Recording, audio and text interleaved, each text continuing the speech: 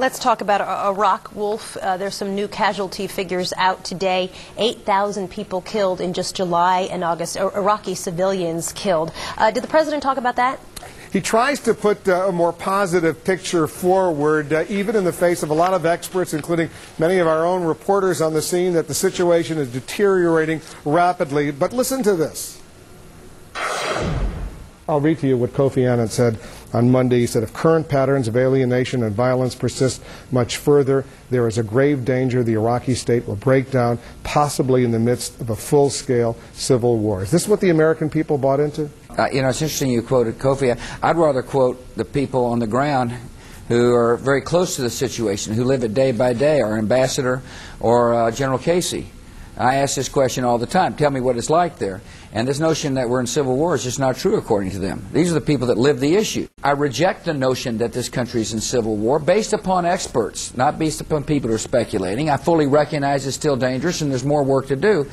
The enemy has got the capacity to get on your TV screens by killing innocent people. And that's how I learn it. I can't learn it.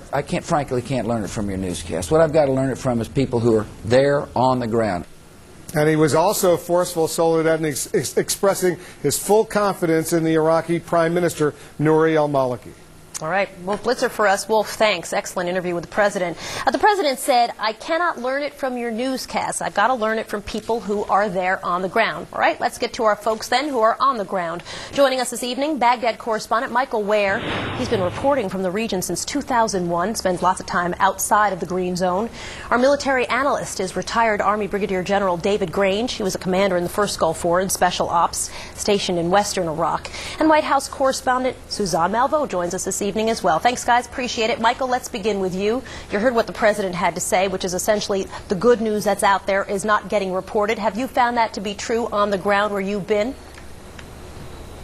Oh, look, really nothing could be further from the truth. I mean, the fact that when President Bush talks about those living on the ground and he cites General Casey and Ambassador Khalilzad, I mean, these are men who could not be more divorced from the Iraqi reality. They very much live within a bubble, be it physically within the Green Zone, or be it within the bubble of heavy US protection. And this is true even for their advisors and for the commanders and the American soldiers. I mean, they never take the uniform off. The Iraqi people can never talk to them unless through a filter. It's very different than living amongst them. And when people say that not enough good news stories are being told, you ask an Iraqi family what it is that they're experiencing when the bodies of their neighbours are showing up in their streets. Their kids can't go to school for fear of crossing sectarian lines, and that kidnapping and killings are just going on around them. Soledad?